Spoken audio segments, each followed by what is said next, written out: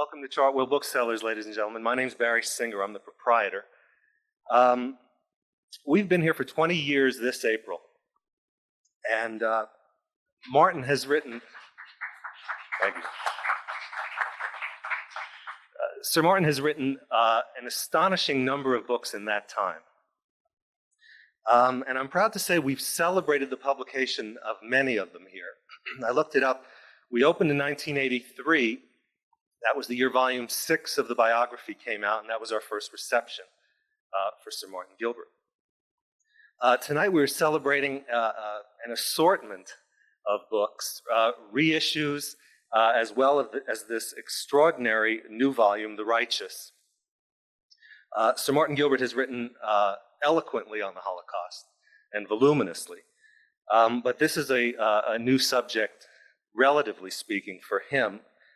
The unsung heroes, the righteous non-Jews who saved Jews throughout the Holocaust.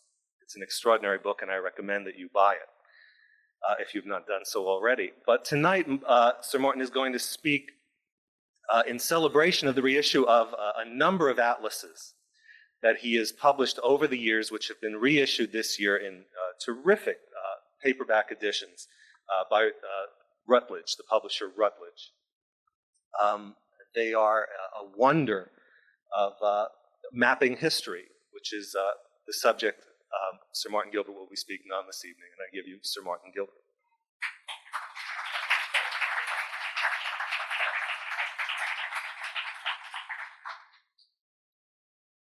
Well, I'm very glad to be here. It's always a joy to come back to Barry Singer's shop and to speak. I think this is the first time I've had to speak when I can't actually see the faces of those I'm addressing. So I don't know, Barry, if it's possible to have a little more light on the audience. It's very unnerving. I'm not an actor in a theater, right?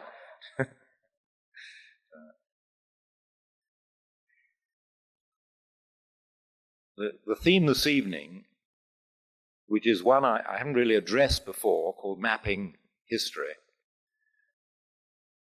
means quite a lot to me because I began drawing maps many years ago, and my first atlas was published in 1963. So it's really a 40-year celebration. My mapping life began when I was a soldier in the British Army from 1955 to 1957, at a time when there was compulsory military service. And the job which I had was essentially to map the Soviet borderlands and to focus both on the Eastern European satellite countries, as they then were, and on the different republics of the Soviet Union.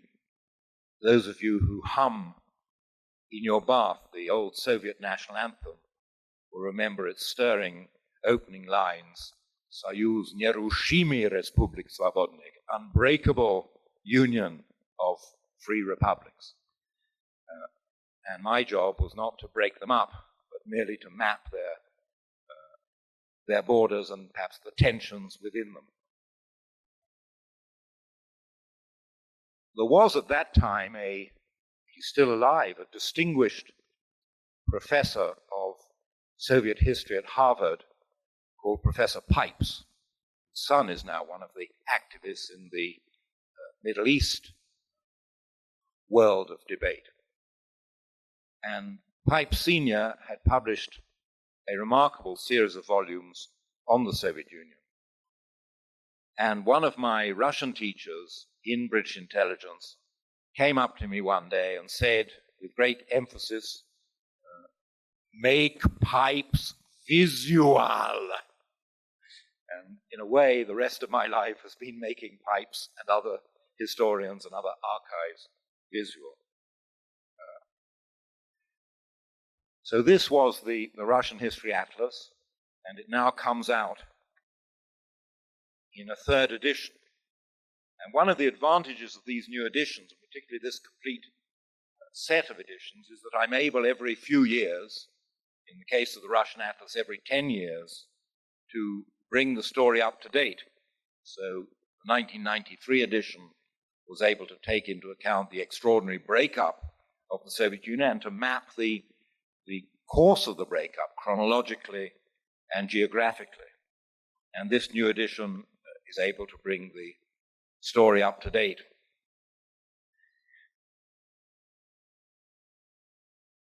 One other thing I'd like to say about the Russian History Atlas, it was reviewed when it came out in 1969 in Vaprosy Istorii, the great Soviet historical review magazine. And the editor expressed bewilderment that one author, in fact, implied that perhaps there were two authors of this book, that one author could show both the remarkable true achievements of the Soviet Union, and he listed some of the maps which he liked, and then the slanders upon the Soviet Union revealed in the fictional maps showing the Gulag, the North Russian Gulag, the Siberian Gulag, and so on, and also, as you'll see, maps of the deportations of nationalities by Stalin.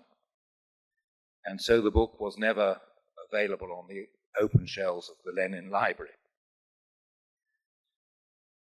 I had a short teaching period, well, a decade from 1961 to 71 before I took on full-time research. And I taught at Merton College, and I had an assortment of pupils, and I suppose somewhat to my shame now, since I was only allowed among my 10 pupils in the one-to-one tutorial system of those days, I was only allowed two Rhodes Scholars per year. Perhaps somewhat to my shame, I turned away a third Rhodes Scholar who beat his way to my door one year, a tall fellow from Arkansas, who later did rather better than he might have been expected to do. Anyway, I did say to him that I was glad I wasn't able to take him, because who knows, I might have seduced him away to become a historian or an academic. But while I was at Merton teaching general European history, I used to draw maps on the blackboard to illustrate changing borders, treaties. I remember a tremendous struggle to explain on the blackboard the Treaty of Berlin, the 1878 treaty, and an even greater struggle to explain the Balkan Wars. But at the end of each seminar, the next person who came was a maths tutor, Norman Dombey, later an extremely distinguished mathematician, and he would rub off my maps and put up his mathematical calculations. And then one of my pupils said to me, "Why don't you draw them on paper and distribute them to us?" Which I did. And then at the end of the second term, another pupil said, "Why don't you bind them up in book form?" And so that was the origin of my first atlas, which was called Recent History Atlas, 1860 to 1960. And it's not now in print, but no doubt Barry Singer can acquire the occasional rare copy. I can say in my defense as an author that I've had more books remain in print than I've had books pulped by the publishers. Is anybody here from Routledge, the Atlas publisher? Oh, that's a pity. Anyway, hopefully these will not fall in the pulped category. The third atlas, which they've reissued, is the Jewish History Atlas, which is now in its 6th edition. And that has fortunately never fallen out of print. And that had its origins rather late one night when I was actually asleep in my room at Oxford at Merton College, and the telephone rang from across the country, from East Anglia, and it was my employer, the man I worked for 3 days a week, Randolph Churchill. And he said to me, I thought he may have had too much to drink, "We're writing about the war." And I said, "I know, I'm working very busily on the Dardanelles. I'm bringing my material with me in 2 days' time." He said, "No, don't be a bloody fool, we're writing about the war."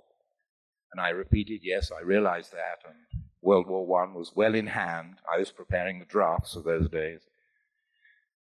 It turned out that he was writing about the war which had begun the day before in the Middle East, the 1967, what became the Six-Day War. And he did indeed write a book with his son, what was called a quickie in those days. He wrote it in 9 days, and it was published in 3 weeks. And he said, I need something from you. This was on the Tuesday. I usually went to him on the Thursday. He said, I need the history of the Jews from Moses to Nasser in 4,500 words for chapter 1. I said, well, I'll bring some notes and some material on Thursday and work on it over the weekend. He said, don't be a bloody fool. You've got to bring the completed chapter on Thursday. So that was an exercise in wrapping towels around heads and staying awake. But it gave me an idea, since I started drawing little sketch maps to wend my way through this extraordinary assignment. It gave me an idea of doing an atlas of Jewish history. And indeed, the next term at Oxford, 1968, I gave a course called The Jews versus Geography, which was essentially the story of Jewish migrations and Jewish privations and Jewish achievements and Jewish traders. And it's all here, and also it comes right up to date in this new Routledge edition. Are you sure there's nobody here from my publishers to launch the book? Goodness me. What a bizarre world it is. Anyway, I hope you'll enjoy it. The last map shows countries in the world with fewer than 150 Jews living in them today. But there are all sorts of elements in it, migrations, and trials and tribulations and achievements. It happens to be my most plagiarized atlas, and there are two types of plagiarism. There are the people who normally get quite a sharp rap on the knuckles, who reproduce the map complete with its copyright line without having bothered to approach the author or his publisher. And there are those people who neatly strip out the copyright line. They get rather more severe talking to by the author. The Jewish History Atlas had arisen from this phenomenon of Randolph Churchill writing a book about the 1967 war. And in 1973, by chance, I was working on Churchill in the Middle East, and I got a scholarship to spend 2 weeks in Jerusalem, in Israel, working in the Ginzach HaMedinah, the state archive there, which had a lot of material about 1921, 1922, and Churchill, which is now all in volume 4 of the Churchill biography. And then to continue for 2 weeks in Amman, the new king, King Hussein, invited me to come and work in the state archives, and indeed the royal archives in Amman. And I'd never been at that time to Israel during Yom Kippur, during the Day of Atonement, so I decided to go a day early and get there in time to spend the Yom Kippur there, and then begin my assignment. I had a hired car, and actually the plane was late, and I got the hired car at Ben Gurion Airport and drove up to Jerusalem. Yom Kippur actually began as I was making my rather desperate way through the streets. The Jaffa Road was then a two-way street to where I was going to stay. Next morning, the war began. I found myself a non-combatant. The municipality corralled all the cars, the hired cars. Israel was very short of all sorts of vehicles. And as they explained, cars were no good without drivers, and so the drivers had to become, if they wished to, non-combatants, which I did. One day I shall publish my diary of the 21 days of that extraordinary and rather terrifying war. But when it ended, some of you may remember the Syrian government, rather extraordinarily, had refused to provide the International Red Cross with the names of its Israeli prisoners of war. And as it was known that many Israelis had been killed on Golan Heights and their bodies were not accounted for, and many had been discovered tortured at Ramat Makshimim, the Israeli government was desperate to get the Syrians to produce a list of the POWs so that people's minds could be put at ease. The parents and brothers and sisters and children of captured men could know that their loved one was in captivity and not dead. And I was summoned on the last day of the war by the then Minister of Transport, Shimon Peres, who said, "I'm putting you on the first plane back to England, and I'd like you to go to the British Foreign Office and ask them to use their influence, which was considerable on the Syrian government, to issue these names." And I'm in the strange situation that next January the 1st, the British government will open its archives under the 30-year rule, and I'll be able to see whether my démarche was treated with contempt or treated seriously. I'm not looking forward to opening that file particularly. But I then returned to Israel, and because I found in England such really growing anti-Israeli feeling, I decided to try to plot the whole Arab-Israel conflict in maps, and I decided to do it as dispassionately as I could, as accurately, clearly as I could. And this atlas, unfortunately, is now in its 7th edition. It would be a wonderful thing if one day the author could lay down his cartographic pen and say, "We don't need any more editions of the Arab-Israel conflict, it's been resolved.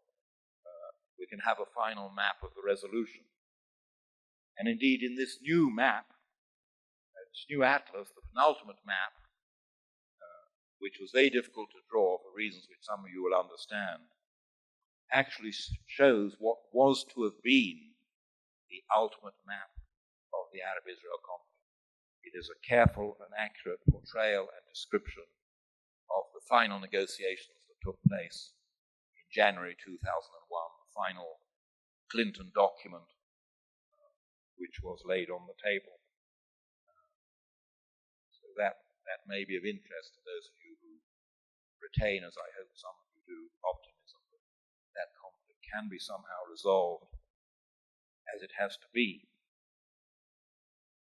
The next atlas I produced was a campaign atlas, which is no longer in print, though I sometimes see it in second-hand bookshops. It's a beautiful little illustrated pamphlet called "The Jews of Arab Lands." And that was written for an organization called WOJAC, the World Organization of Jews from Arab Countries. And they were then, in 1975-76, very anxious that the plight of Jews in Arab lands in 1948 and earlier and later should be portrayed. And so I worked on that. It's an illustrated atlas. And in the 5th edition of the Jewish History Atlas, I moved all those maps into the Jewish History Atlas, so they're all there. So there are maps about the Jews of each Arab country through history. And then I embarked on my 2 national history projects. One was the British History Atlas, another of the Routledge reissues. And that was interesting to do because I tried to combine borders, social change, and political crises at home and British involvement abroad, and slow, steady rise and then slow, steady decline of the British Empire, including the British Empire here, for its fairly brief period. And this has one map in it, which I'm particularly proud of. I worked for a short period in the early 1990s, 1992 to 1997, for British Prime Minister John Major, and he had been Chancellor of the Exchequer, so he'd run the British economy under Mrs. Thatcher, and he became Prime Minister, and for his 50th birthday, I made for him, these are all my maps are maps, they're not charts and graphs, there are a few sprinkled in, but I made for him a very large chocolate cake, which was a pie chart showing the British government's budget and its annual expenditures. And to my astonishment, he said, he was a very honest man, that he had never before been presented with a pie chart of what his government was spending. Of course, when you look at it, you see just how much goes on certain things and how little goes on other things. So at his suggestion, when I did my 4th edition of the British History Atlas, I included this pie chart. It's an interesting, you might try it for your own country. It's quite an eye-opener. And particularly, of course, you see, which I think is true of both our countries, in the American Atlas I've done it on a map. the ever-increasing percentage of social security as a chunk taken out of the budget each year. When I did it in 1994, it was 23% of the budget, and I redid the map for the new edition. I did it for the budget last year, and there it's almost 30%. And you also see how little the British government spends on the arts, a diminishing amount that can hardly be put on a pie chart without the lines becoming smudged. And the second national atlas I did, which I'm particularly proud, is the American History Atlas, which is now in its 4th edition. And again, you'll, I think, find lots of things in it which you may not have thought of as being mappable. Hopefully there'll be things which will interest you, including the 1992-1993 Defense Preparedness Initiative, which was my first map which brought in space as well as the globe and the United States positioned on the globe very squarely.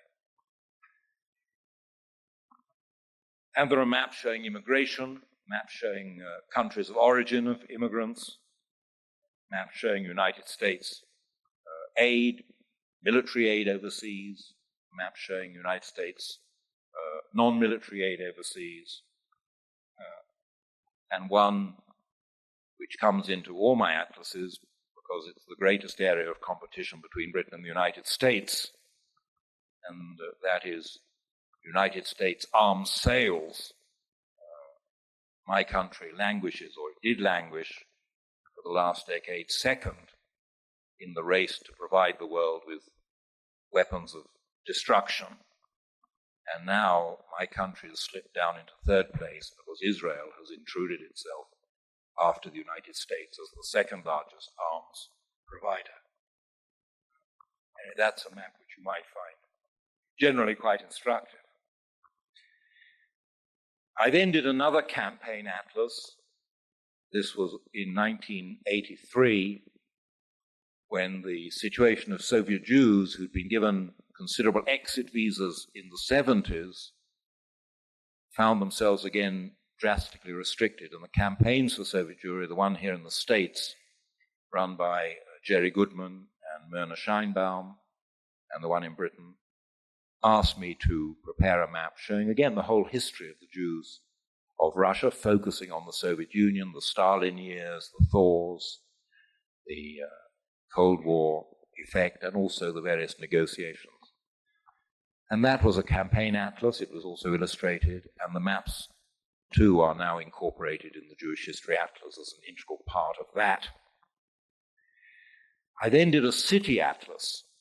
I spent a year and a half teaching at the Hebrew University in Jerusalem, and I became more and more intrigued by the history of Jerusalem, not just in the 20th century, but really from its earliest times.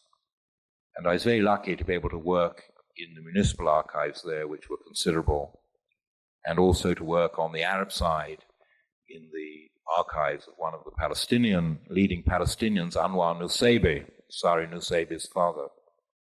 And so again, if you can get hold of it, it's illustrated, it's very detailed, it's very full, and it's out of print.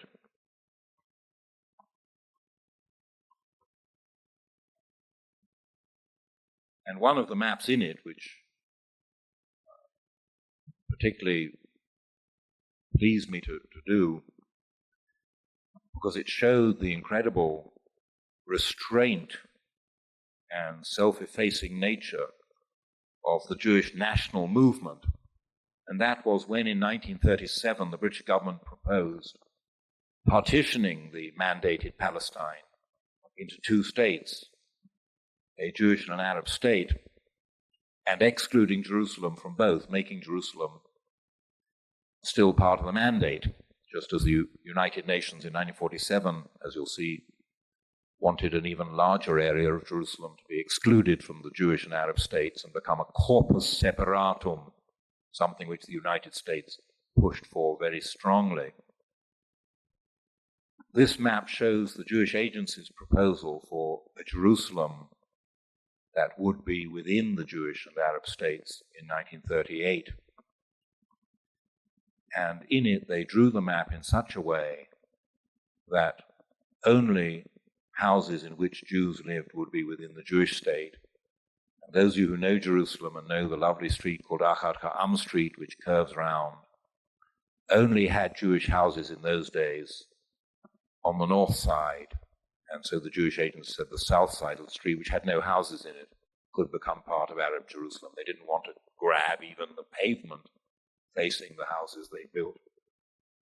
And they also agreed in that proposal to relinquish 8 Jewish suburbs, which were in predominantly Arab areas.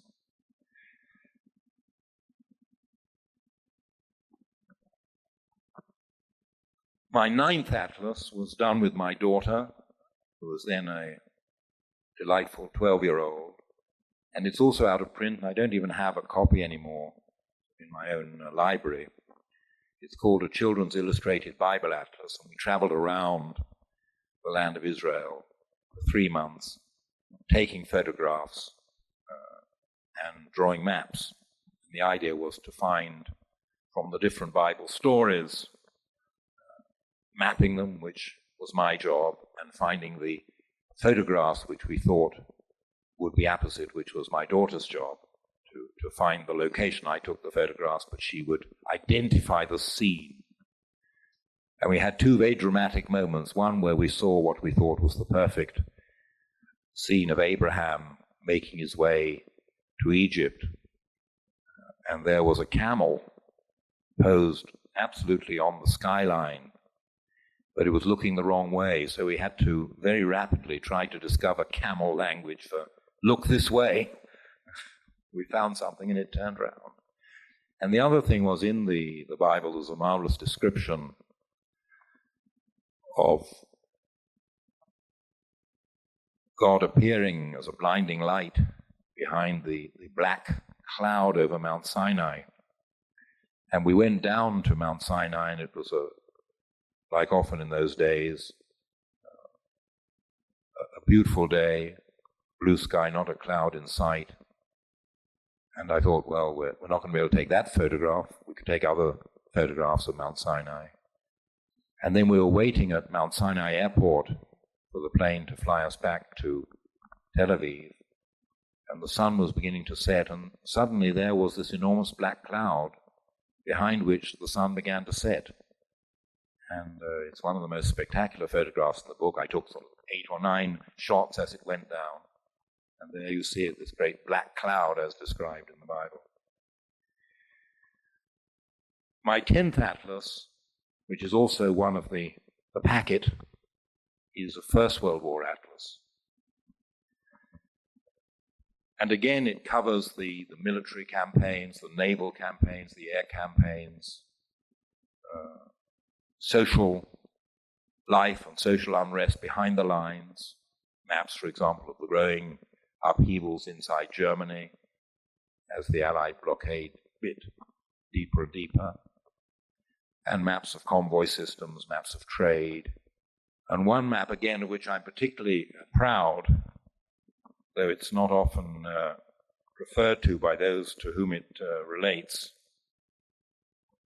and that is a map showing the countries which, by their skillful manipulation of the raw material needs of the belligerents and the military needs of the belligerents, increased their gold reserves by war trading between 1914 and 1918.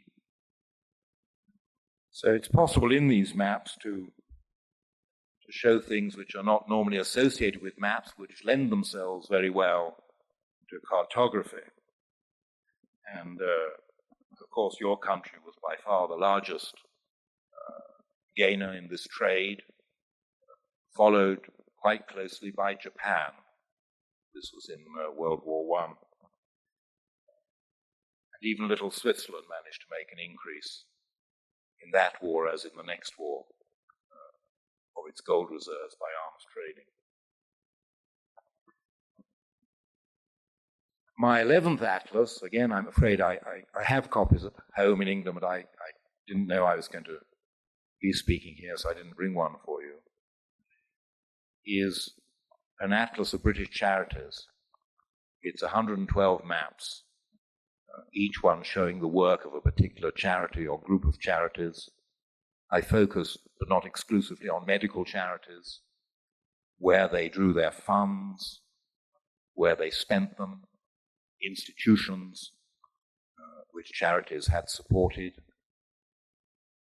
And it's quite an eye-opener, really, to something which Mrs. Thatcher promulgated and was active in. She believed that the private sector, which meant essentially the large charities, should play an increasingly important part in providing, say, medical resources, medical equipment for hospitals, in providing for those who had fallen below the net, really, which society ought to establish for people.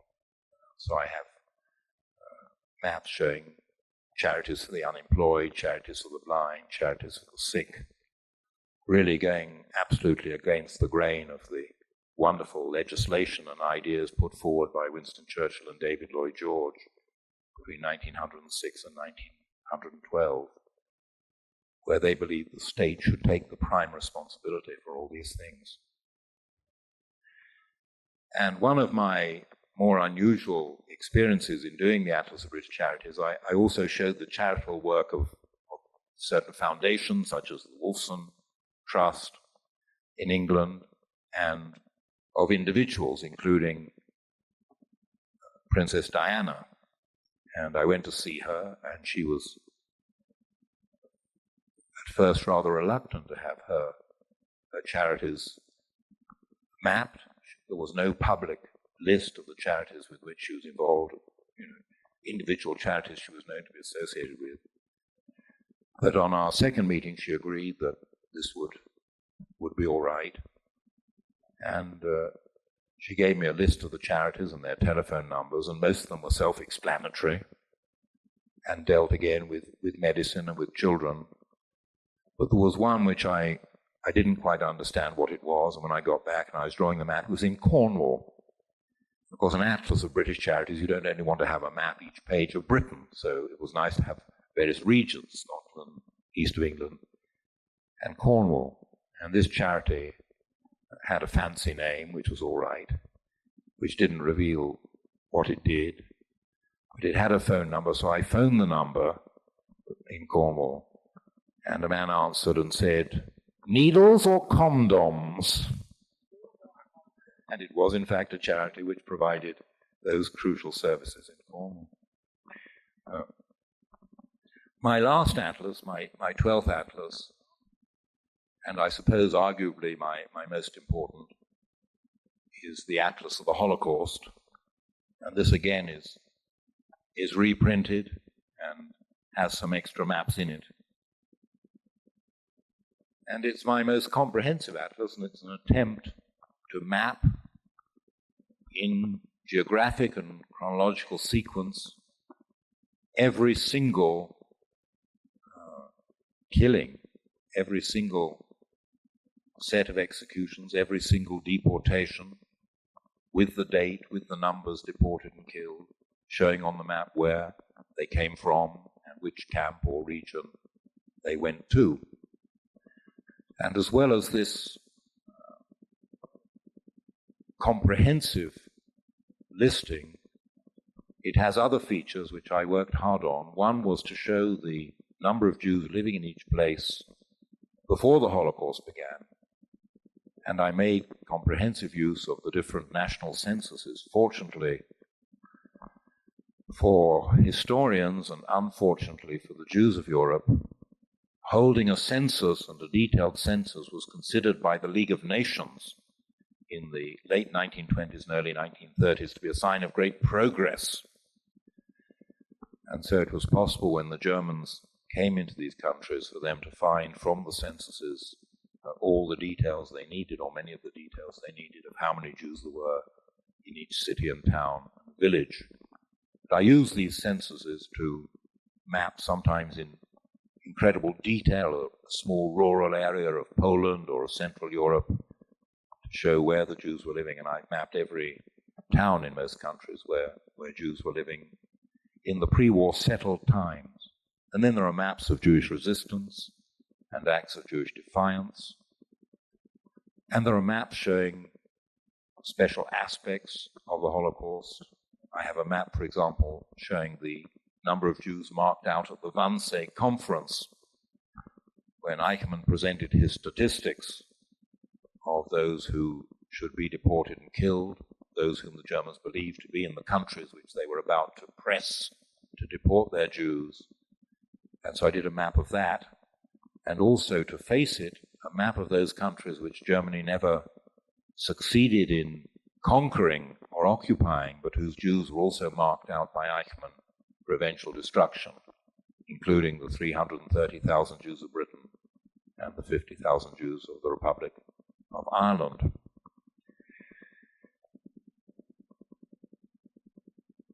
That's the map, that's the 12 atlases. And I believe 7 of them are reprinted, which is very pleasing to me as an author. There is a new atlas in prospect. I know one shouldn't really talk about prospects, but as there is another publisher present here to whom I presented this idea this morning who expressed interest, it's something I've been working on for a long time, and it brings together in a way much of the work and many of the themes of the existing atlases, and that is an atlas of the 20th century, to try to span the 20th century globally and country by country and area by area. Well, that's the story. If any of you have any questions, I'd be happy to answer them.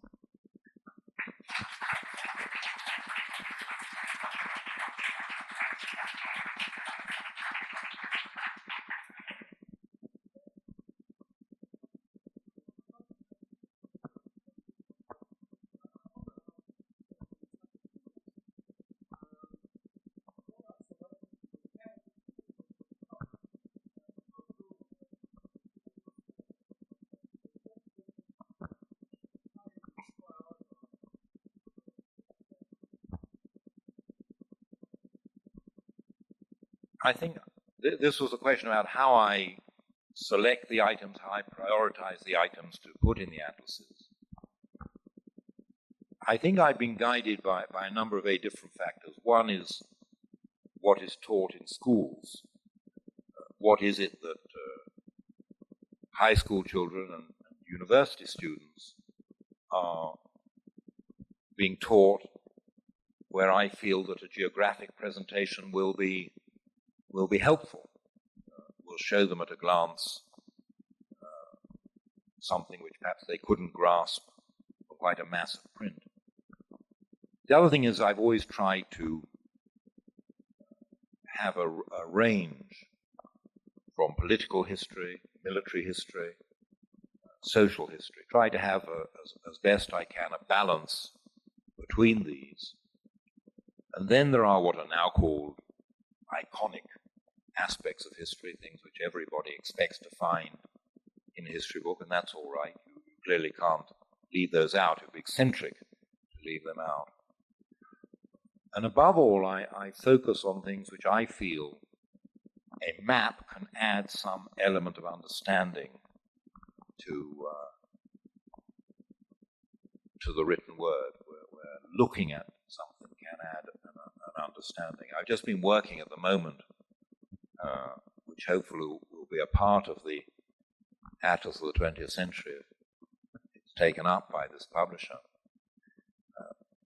When I lecture on the Holocaust, particularly in the United States, I get the impression, which I have no automatic mental means of answering, that compared to the United States, and I'm sure you'd all agree with this, Europe is rather small. And I thought it'd be interesting to show to an American university audience or to an American adult audience, if one's talking about the Holocaust, what was the comparative size of the Europe which Hitler dominated and from which, in terms of the Holocaust, he was able to deport Jews to their death, and the United States. And so I drew it, of course, with great care, with meticulous care. And the span within which Hitler deported and murdered Jews goes from Bordeaux in France, which you can place roughly at the Golden Gate Bridge in San Francisco, to Pyatigorsk in the Caucasus, which you can place accurately on the Verrazzano narrow bridge here in New York. So it's an extraordinary thought that, that Hitler actually controlled an area as large as the continental United States, and it went up deep into Canada. I mean, the Jews who were taken from Norway were taken, as it were, from Calgary and Edmonton, and those who were taken from Athens and Rhodes were taken from the Gulf of Mexico. So it's a question of somehow trying to find visual geographic representations of things which will raise questions, perhaps even answer questions.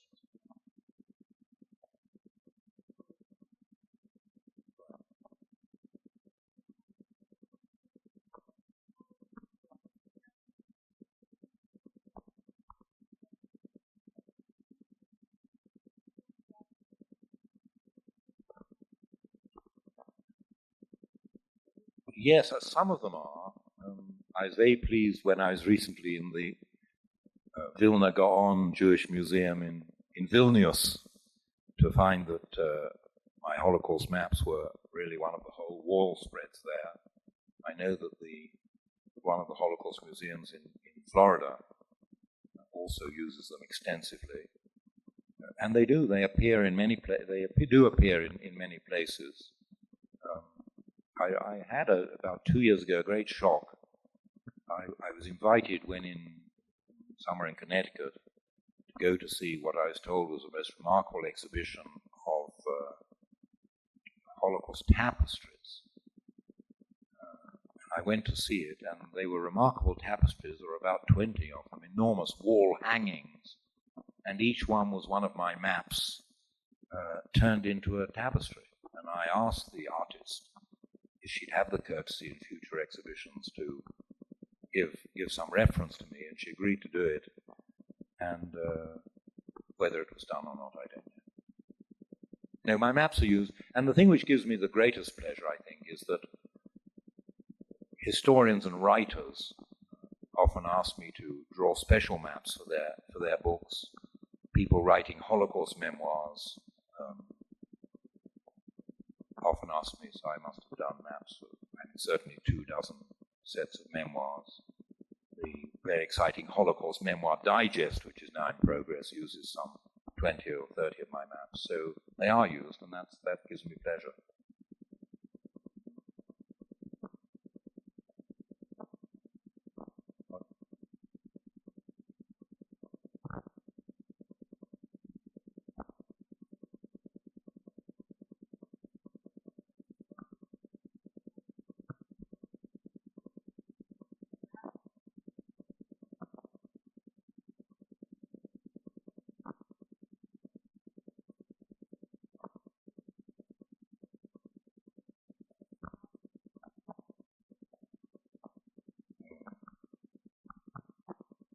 It's not a geography question. Fun enough,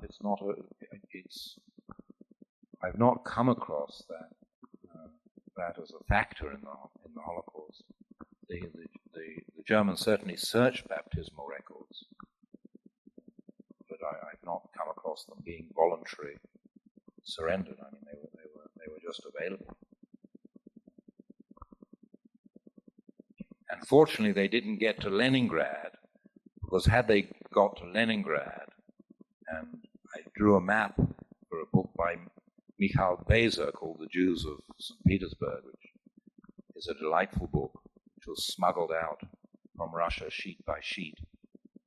And there you'll see a map of the baptismal records of a church in the Nevsky Prospect, and you'll find the baptismal certificate of the grandfather of Vladimir Ilyich Lenin, Yakov Blank, who changed his name to a more Russian name.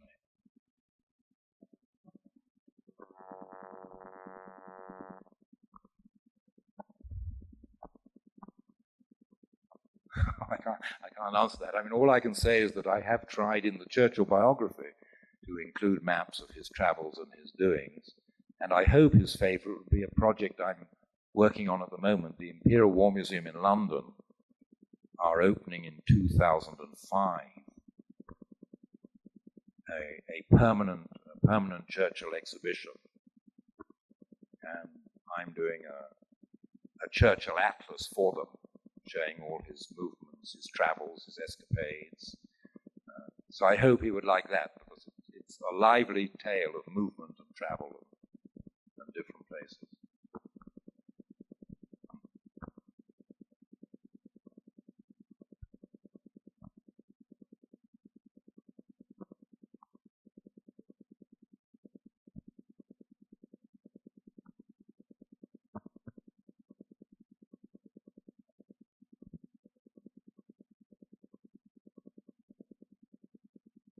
I think the answer to that is that I've done a lot of traveling. I started traveling as a 3.5-year-old when I crossed the Atlantic, and I've not really stopped since then. And I've always been interested in geography. I've always been interested in fluid borders. And my early days, my very early school days from 1945 in England were, of course, dominated by borders and changes. And when I was 14, I suppose rather rashly, but I hitchhiked around Europe, and I was actually arrested on the Linz-Orfar Bridge, crossing into the Soviet zone of Vienna. But I carried on, I survived, and traveled down into Yugoslavia, and traveled up through Trieste, which was then under Allied control. So I got quite a sense then of changing borders. And I also had a master at school, a geography master, who was a tyrant. And he was a retired colonel, army colonel. And he had a terrible ruler with a sort of lead band on one side of it. And we always had to draw these maps. We were given blanks. And he would suddenly say, without really warning or preparation, every boy in the class is now to draw 16 European rivers flowing into the right sea and flowing along the right course. Of course, we'd all by then mastered the Rhine and the Elbe and the Oder, but sometimes you were pushed by the time you got to 10 rivers to know what to do. And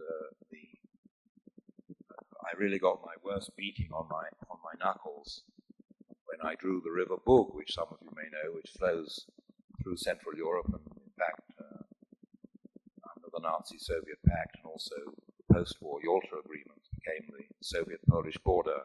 And I drew the Bug with great pride, flowing in the right direction, up and joining the Vistula and going into the Baltic. And unfortunately, I missed out what is known to geographers as the nose of the Bug. The River Bug flows gently northwest and then kinks back and has a little nose. And I missed out this little kink back. And I got severely battered. So you won't find in any of my maps the Bug misdrawn.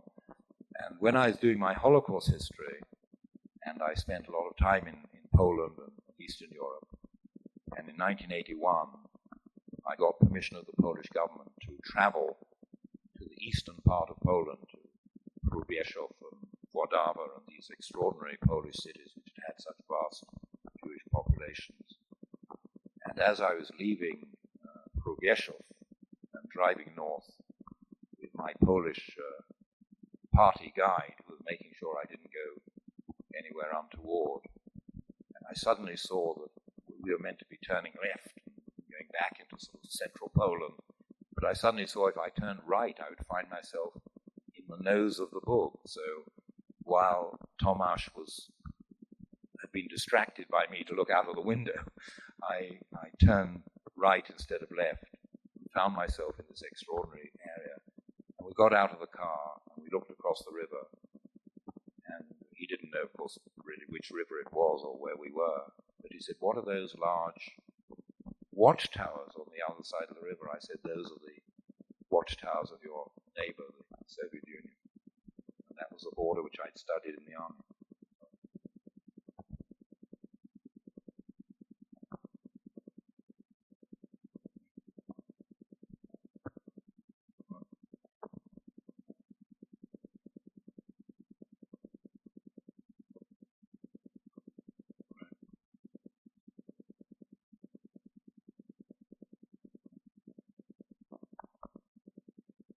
Thank you very much.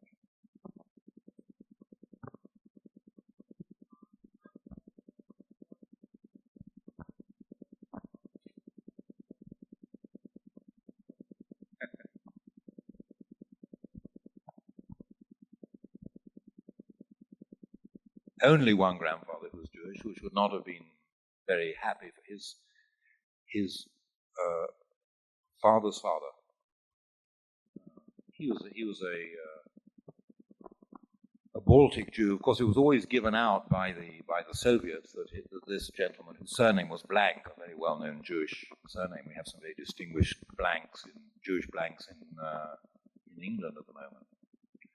It was always given out by the Soviets that it was a Baltic German somehow ancestry, but it was a nice Jew. He wanted to be a doctor. He wanted to serve as an army doctor, and he converted to Christianity and was able to do it.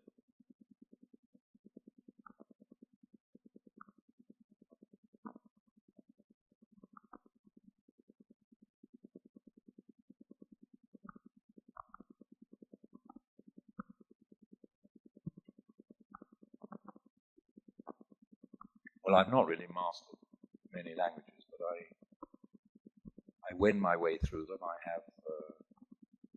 I think my main technique has been to get to know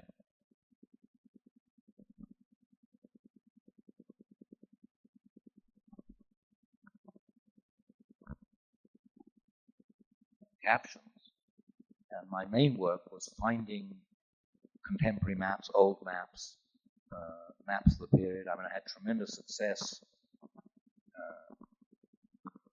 when traveling through Eastern Europe, particularly in the 1970s, and going to second-hand bookshops and finding maps which the bookseller was not permitted to sell, maps which showed, for example, the Nazi-Soviet borders or whatever they were, or maps of particular expansions or contractions. And then it was possible to negotiate one's way in the language of dollar bills, really, to purchase these maps. So I built up a very large collection of maps. I was very lucky when I was in Vienna to acquire what I think was the last complete set of the Austro-Hungarian military maps, which were done 1910, 1911, 1912, which cover virtually every single Jewish shtetl, and their names are tremendously important because they're the correct names of 1912. And these were military maps, basically to enable the Austro-Hungarian army, should it choose to do so, to sweep through Ukraine and Volhynia and Russia. So that was just a find. It was 150 very detailed maps, really quite remarkable. One in 85,000 was the scale, and they showed everything. So I've been lucky in that regard. Also, I remember once when I was in Warsaw in 1968, and I was working on my early Holocaust work, and somebody came to see me in my hotel and said, "Look, there's a new atlas coming out. It's said to be very remarkable. It's coming out. It's going to be in the shops tomorrow morning." And they printed 1,200 copies. And if you can sort of get to this particular bookshop where he knew there would be some copies, he said if you can get there at 4 in the morning, you won't be in the front of the queue, but you might, that shop will have 50. And I got there at 4 in the morning. I was about the 8th or 9th in the queue, and I bought 3 copies, which was the maximum one could buy. And it happened to be a very unusual atlas, which the Polish government somehow gave. It dealt with partisans and resistance and with some anti-Soviet activity. It was quite an important atlas. So that's been a major part of my collecting of material. And I was also very lucky that I found the archive of Eugene Levoy, the Hungarian, who immediately after the war compiled a whole series of maps of camps and sub-camps and so on. That was a remarkable archive. And another of my finds, in the Holocaust Atlas, I try to have quite a comprehensive bibliography. But the United States military authorities in 1945 1945, at the end of 1945, or from May 45, they were obliged by the terms of the War Crimes Declaration to identify camp commandants and camp guards. And so they questioned as many people as they could, a vast number of people in the camps, in the DP camps, to ask them to find these names. But they realized that, first of all, they had to really identify the places. And as they were doing that, they came across the phenomenon of the death marches. And so of the eight or nine volumes that they produced, big format, cyclostyle books, two of them are just what they were told by individuals of where they had gone on death marches, from which town to which town to which town. That's why the death march maps, I think they're by far the most comprehensive maps of death marches that have ever appeared. But I owe it entirely to American intelligence operatives or young American soldiers collecting this information in 1945.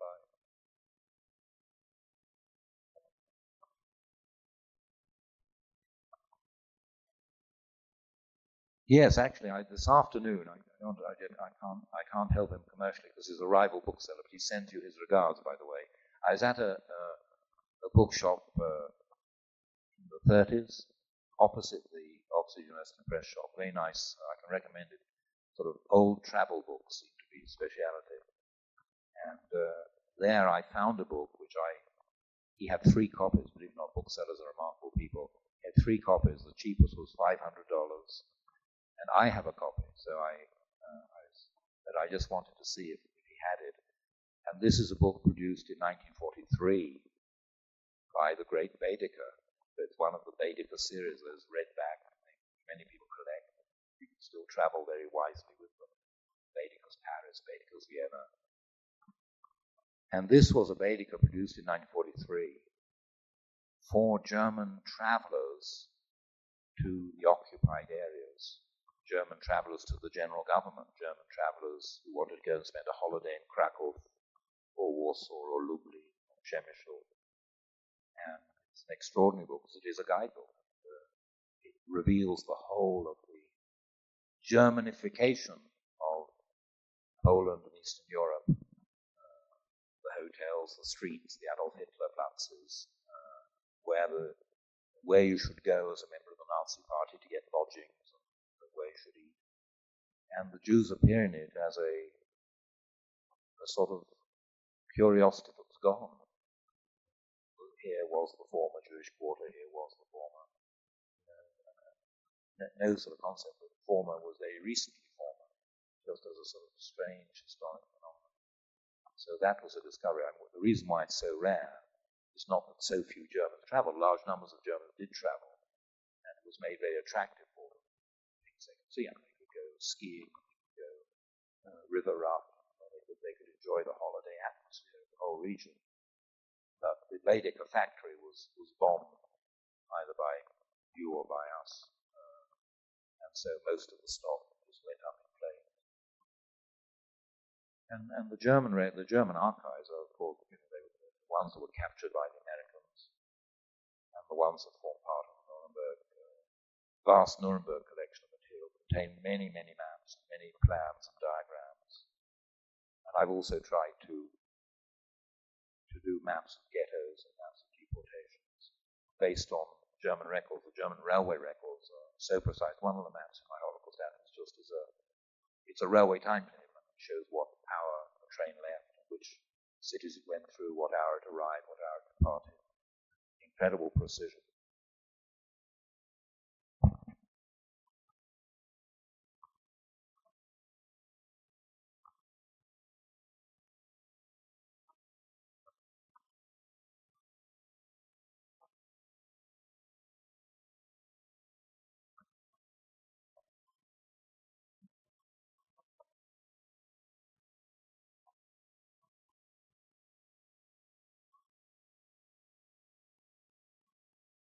Yes, no, I do. I think the general answer is that geography has seen a steady decline in teaching in both schools and universities, that perhaps 60 years ago or 50 years ago, geography was both considered a serious subject and had not yet veered off into geology and geomorphology, or even the rather spurious human geography, which also has almost no geographic content to it, in the map sense of the word. So geography has definitely declined. Even in my day, it was considered an option which a really intelligent person would not go to Oxford or Cambridge University to study. And I wanted to study geography. My school wouldn't let me because they said it was the third-raters who do geography. In some countries, like the Soviet Union, which I spent a lot of time in, and a map both in the Russian History Atlas and also in all the atlases the Soviet Union comes in, their geography was almost a part of the KGB's blacklist of subjects. It was extraordinary to find really very educated Soviets who were quite, they had no real geographic sense even of their own empire and the geographic aspects of their empire. I was once giving a lecture in Oxford at the time when the height of the Cold War, but when the Communist Party, would send teachers to England in groups with minders. And I gave an innocuous lecture. The Foreign Office asked me to give a harmless lecture with the minimum of provocation. But when I'd finished and the Soviet group left the room with their minder, one girl dashed back, or whether she'd said she'd left her handkerchief behind or something, I don't know, she dashed back, and she grabbed hold of me quite physically, quite hard on the wrist, and she said, "Have you got a map of the Nazi-Soviet pact?"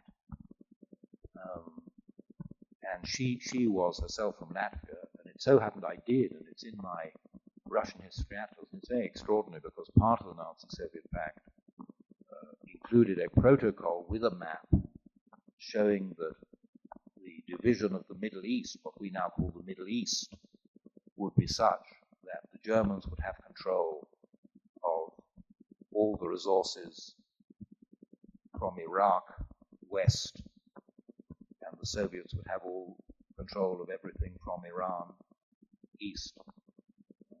So that was something I was able to show her. And also, of course, the facets of the Nazi-Soviet pact relating to the Baltic states. At which point she was really photographing it with her eyes, and then the minder came back and she found her handkerchief and disappeared. And of course, countries, everybody, I think it's true of every country, likes to see themselves as the center of the map. So it's quite interesting to be in countries which are very helpful. The French are fantastically helpful with their geography and their historical geography, but at a certain point they lose interest. So they have France and the French Empire, the Francophone regions, and somehow nothing else. And Quebec always appears on this map. I hope you enjoyed the atlases, and I'm glad to sign it.